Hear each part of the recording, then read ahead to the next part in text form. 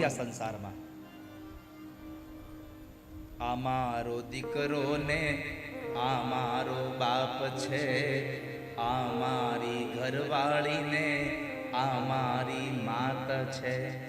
એલા મુવાની સંગાથે કોઈ મરતું નથી રે, કોઈ કોઈનું નથી રે. આ સંસારમાં ગમે તેટલો પ્રેમ હશે પણ કોઈ કોઈની હારે મરી ગયા હોય આવું તો છે નહીં.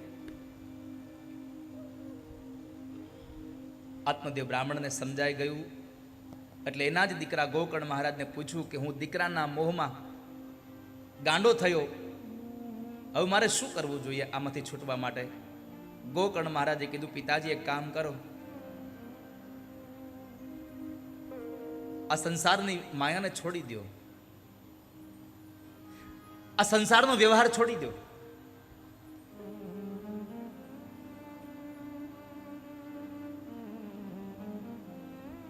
ધર્મં ભજસ્વ સતતમ ત્યજ લોક ધર્માન સેવસ્વ સાધુ પુરુષાન જહિ કામ તૃષ્ણા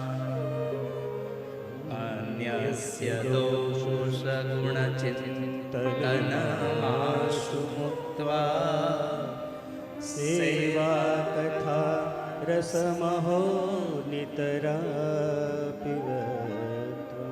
સેવા કથા રસમહો નિતરામ પિબત્વમ. પિતાજી, આ લૌકિક ધર્મને છોડી દો, હવે અલૌકિકને પામી લો. બીજું, સંતોનો સંગ કરો, તમારી તૃષ્ણાઓને તોડી નાખો. અને છેલ્લે નિત્ય ભગવાનની કથા સાંભળો. સેવા કથા રસમહો નિતરામ પિબત્વમ. નિત્ય તમે ભગવાનની કથા સાંભળો.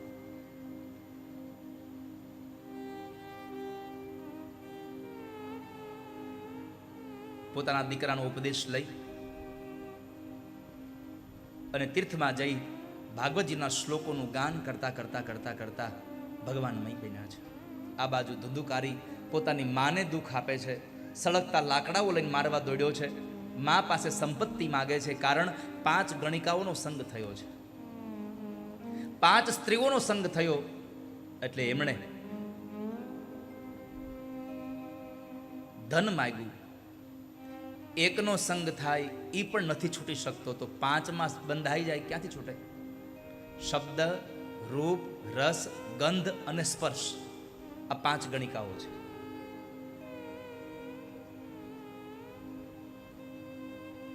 આ 5માંથી એકનો પણ સંગ થઈ જાય તો એમાંથી નથી છૂટાતું, તો 5યનો એક હારે સંગ થાય તો ક્યાંથી છૂટી શકાય?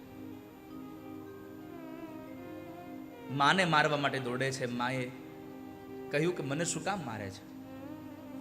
માં ઘર મૂકીને જવા માટે નીકળી તો જવા દેતો નથી. એક વખતના સમયે જ્યારે મદિરા પાન કરી અને મૂર્છિત હાલતમાં પડ્યો છે ત્યારે અડધી રાત્રે માં ધૂંધુલીએ નક્કી કર્યું કે મારે નીકળી જવું છે. પણ નીકળતા નીકળતા માનું હૃદય છે એટલે માએ નીકળતા નીકળતા પણ એના માથા ઉપર હાથ પ્રસરાવી, કપાળમાં ચુંબન કરી, ગાલ ઉપર હાથ ફેરવી અને પછી માં નીકળે છે. કારણ કે માં છે ને એ મમતાના રસથી ભરેલું વટવૃક્ષ છે. એટલે કવિઓએ કહ્યું છે કે બીજા બધા મરજો પણ માં કોઈની મરશો નહીં. માં એક એવું પાત્ર છે જીવનમાં,